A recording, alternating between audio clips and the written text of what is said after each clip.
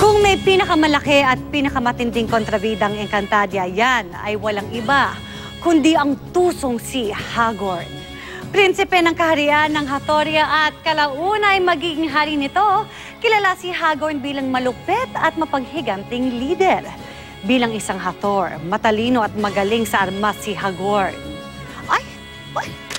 Huwag akong Hagorn.